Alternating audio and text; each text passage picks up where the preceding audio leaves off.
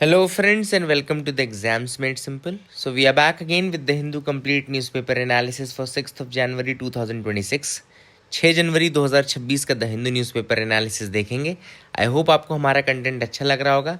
Start करने से पहले आपको बता दूं कि हमने करंट अफेयर्स की रिवीजन सीरीज स्टार्ट की है और उसमें डेमो लेक्चर मैंने बना भी दिया है, जैसा कि मैंने आप लोग से प्रॉमिस किया था। डेमो लेक्चर की लिंक नीचे डिस्क्रिप्शन कमेंट में आप वो एक बार देख लीजिए।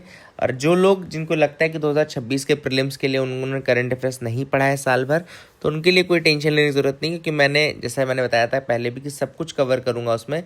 UPSC essentials by Indian express, vision IAS के करंट अफेयर्स के नोट्स, इसके अलावा द हिंदू का पूरा साल भर का एनालिसिस, इसके अलावा इकोनॉमिक सर्वे एंड बजट। ठीक है ना। तो 2026 के प्रीलिम्स में से कोई चीज़ नहीं रहेगी जो current affairs point of view से आपसे ना बने। और उसके स्टैटिक पार्ट को भी हम चूंकि कवर करेंगे तो बहुत कुछ आपका बहुत सारे बैकग्राउंड न्यूज़ आर्टिकल्स हैं वो भी तैयार होंगे। तो आप लोग अगर ज्वाइन करना चाहते हैं तो डिस्क्रिप्शन कमेंट में लिंक है, वहाँ से ज्वाइन कर सकते हैं। स्टार्ट करते हैं आज के एनालिसिस को पहले कुछ सवालों के साथ जिनके जवाब आपको देने हैं। पहला सवाल जैसा कि आप देख सकते हैं, consider the following statements about right to privacy in India. अब राइट टू प्राइवेसी के रिगार्डिंग स्टेटमेंट है। पहला स्टेटमेंट कह रहा है the right to privacy is an absolute right under the Indian constitution. Second कह रहा है it was declared as a fundamental right by 9 जज bench of the Supreme Court. Third कह रहा है it is protected under article 21 of the constitution. तो which of the following statements are correct आपको बताना है। आसान सवाल है, आई होप आप लोग अटेम्प्ट करेंगे। अटेम्प्ट ज़रूर करिएगा इस सवाल को। इसका जवाब वैसे पहला स्टेटमेंट देखो गलत है, एब्सोल्यूट राइट नहीं है। बाकी अब दो के लिए आप मुझे बता दो, कमेंट सेक्शन में बताना, ठीक है ना। पहला गलत है। सेकेंड सवाल है with reference to the comptroller and auditor general यानी CAG of India, consider the following statements. पहला स्टेटमेंट कह रहा है CAG is appointed by the president of India.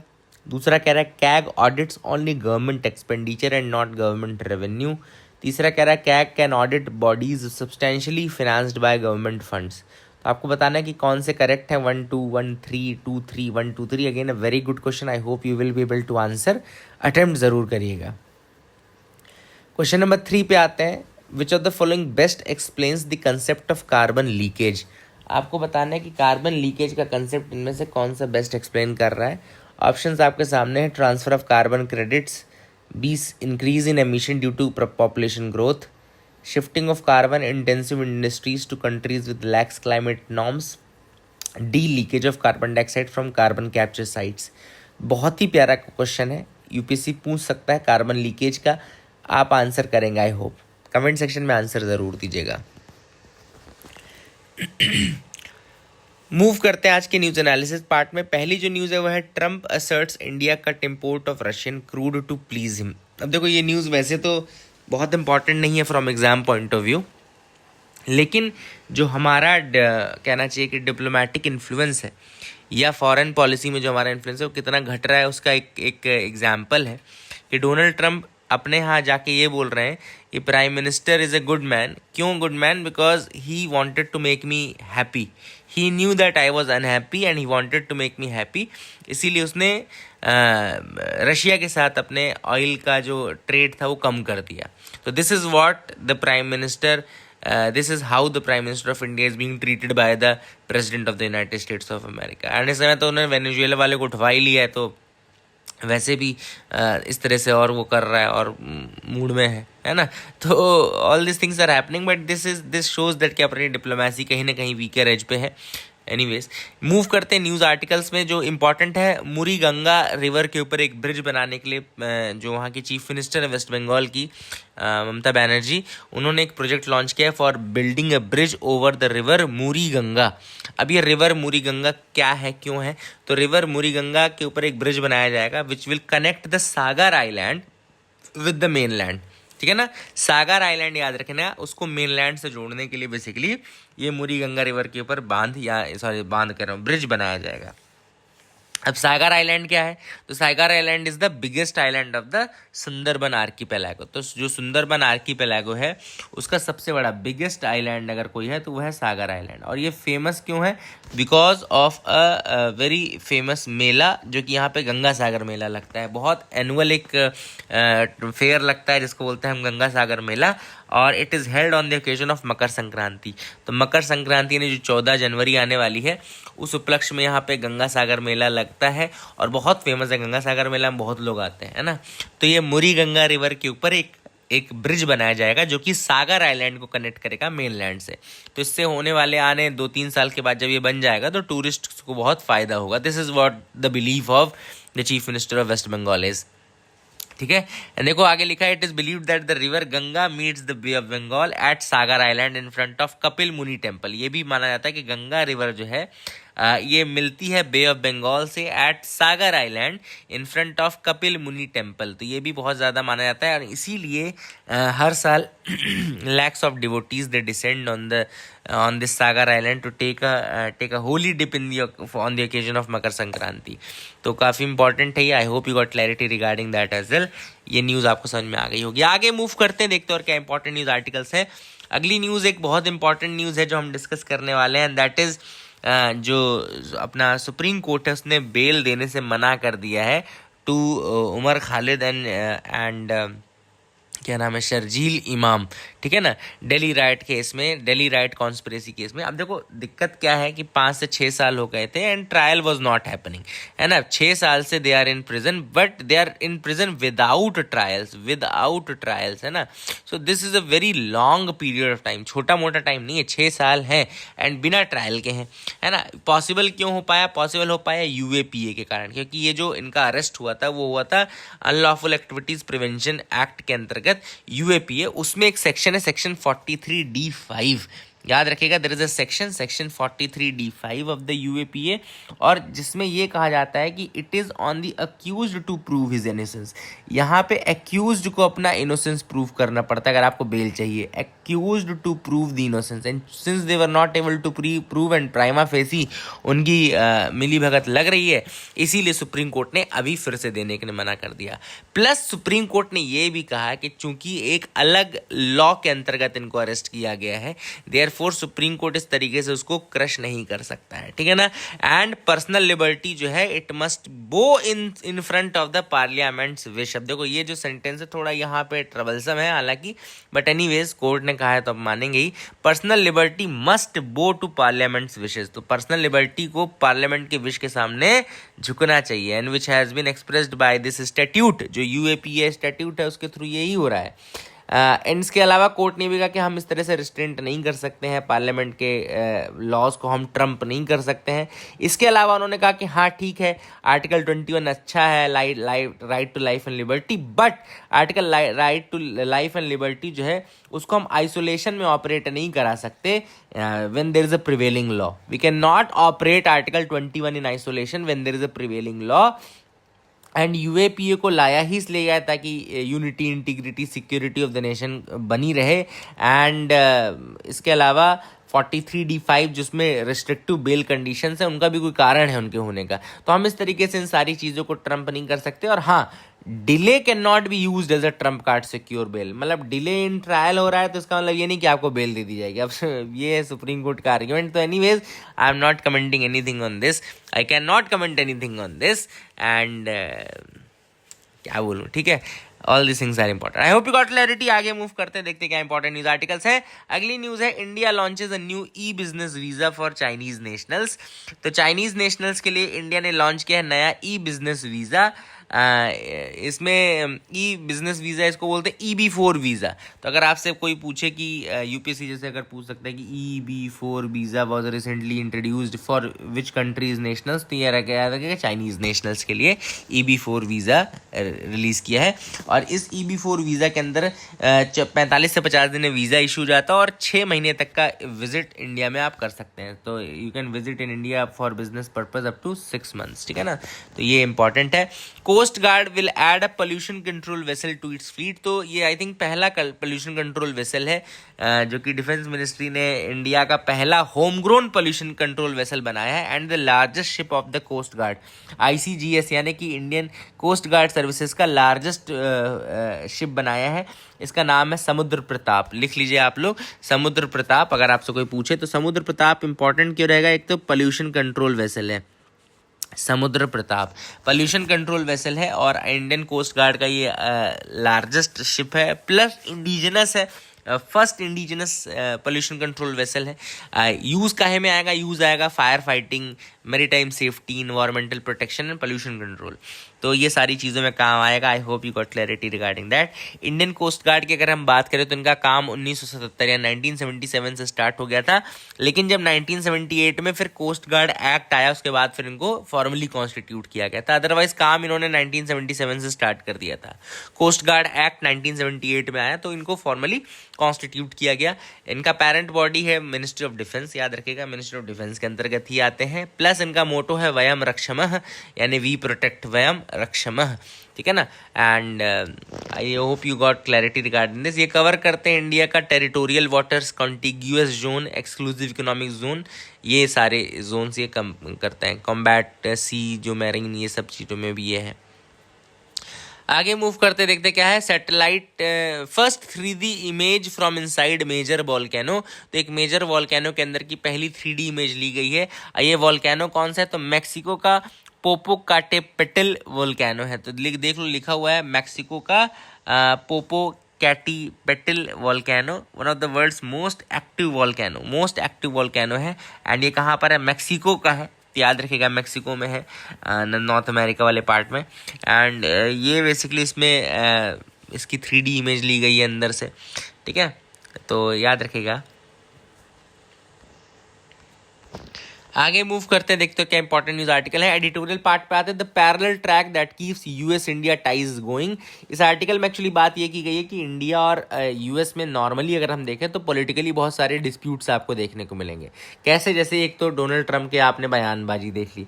दूसरा, अभी क्वाड लीडर समिट होना था इंडिया में, quad leader summit India Delhi में होना था, बट वो अभी पोस्टपोन चल रहा है, पोस्टपोन हो गया है बिकॉज दोनों तरफ के जो लीडर्स हैं, डोनाल्ड ट्रंप डेट नहीं दे रहे हैं, ये सारी चीज़ें हो रही हैं, तो वो भी एक तरीके से दिखाता है। देन तीसरा, इकोनॉमिक फ्रंट में आपने देखा होगा कि बहुत सारे टैरिफ्स लगा रखे हैं अमेरिका ने इंडिया के ऊपर, टैरिफ खेल रहा है ना, और बीच बीच में ऐसी बातें तो बोल ही देता है। लेकिन इसके बावजूद अगर इंडिया और यूएस के रिलेशंस देखें तो डिफेंस सेक्टर में और एनर्जी सेक्टर में काफ़ी अच्छे चल रहे हैं। वही चीज़ ऑथर ने बोली है कि 2008 में हमने इंडिया यूएस ने सिविल न्यूक्लियर डील साइन की थी, और उसके बाद से डिफेंस टेक्नोलॉजी में हमारे एग्रीमेंट्स काफ़ी ज़्यादा बढ़ गए हैं। 2025 में भी ऐसा नहीं कि 2025 में हमने कुछ नहीं किया, 2025 में हमने एक नया चैप्टर स्टार्ट किया जिसमें हमने बोला decade long defence framework agreement sign किया है। 10 सालों के लिए हमने डिफेंस फ्रेमवर्क एग्रीमेंट साइन किया है, जो कि इन्हांस करेगा जॉइंट कोऑर्डिनेशन को, इंफॉर्मेशन शेयरिंग को, टेक्नोलॉजिकल कोलैबोरेशंस को, specially in the Indo Pacific region, ठीक है ना।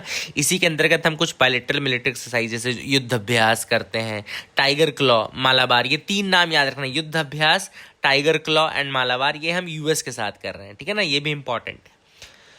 मालाबार में तो हालांकि 2 कंट्रीज और भी है, कौन कौन सी कमेंट सेक्शन में आप मुझे बताइएगा। इसके अलावा और जो हमारे बायलैटरल टाइज हैं वहाँ पे डिफेंस टेक्नोलॉजी एग्रीमेंट हमने किए हैं। 2023 में हमने India US defence acceleration ecosystem, Indus x जिसको बोलते हैं, 2023 में हमने साइन किया था। इसके अलावा 2016 में हमने LEMOA, logistic exchange memorandum of agreement sign किया था।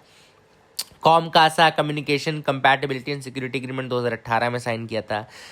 Basic exchange and cooperation agreement BECA जो था वो हमने 2020 में साइन किया था। Initiative on critical and emerging technologies 2023 में साइन किया था। तो ये सारी चीज़ें कहीं ना कहीं प्रमोट करती हैं लॉजिस्टिकल सपोर्ट को और प्रमोट करते हैं क्रिटिकल टेक्नोलॉजी को।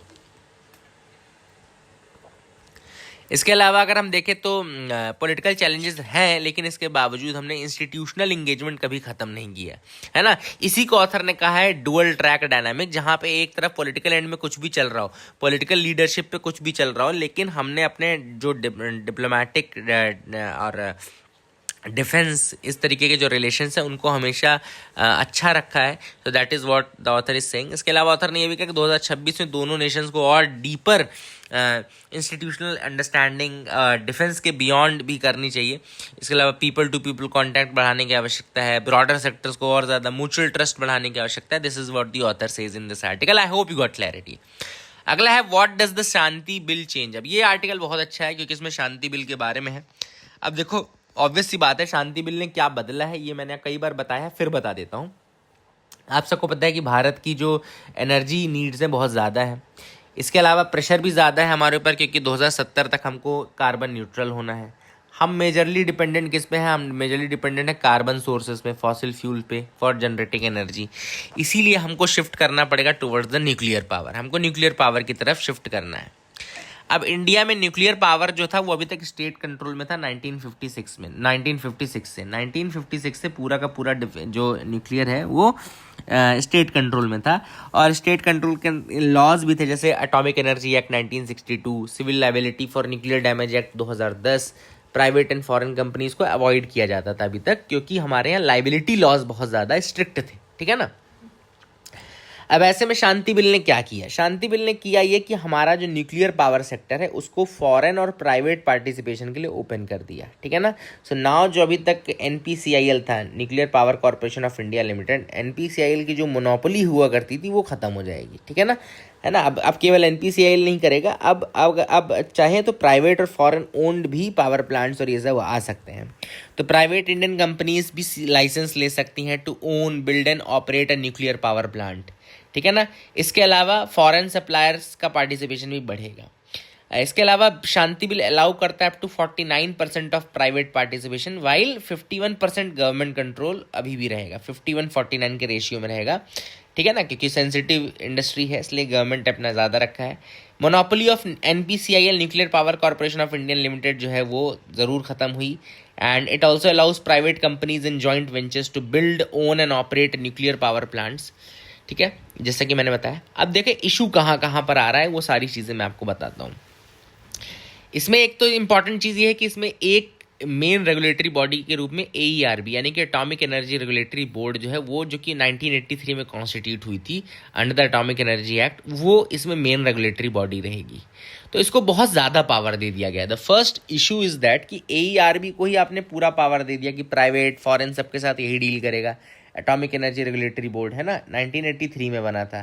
तो अब आप देखो इससे भी बहुत सारे इश्यूज आ सकते हैं, जैसे कि करप्शन इश्यूज आ सकते हैं। ऑब्वियस सी बात है, जब एक ही बॉडी मोनोपोली में रहती है, मतलब एक ही बॉडी रेगुलेटरी में रहती है, तो बहुत ज़्यादा अब सब कुछ प्राइवेट को भी यही देख रहा है, फॉरेन को भी यही देख रहा है, इंडियन फर्म्स में भी यही रेगुलेटर है, तो ऑब्वियस सी बात है रेगुलेटर में कई बार करप्शन शुरू हो जाता है, ठीक है ना। तो AERB को बहुत ज़्यादा पावर, बहुत ज़्यादा सेंट्रलाइज्ड पावर आपने दे दी है। That is the first issue.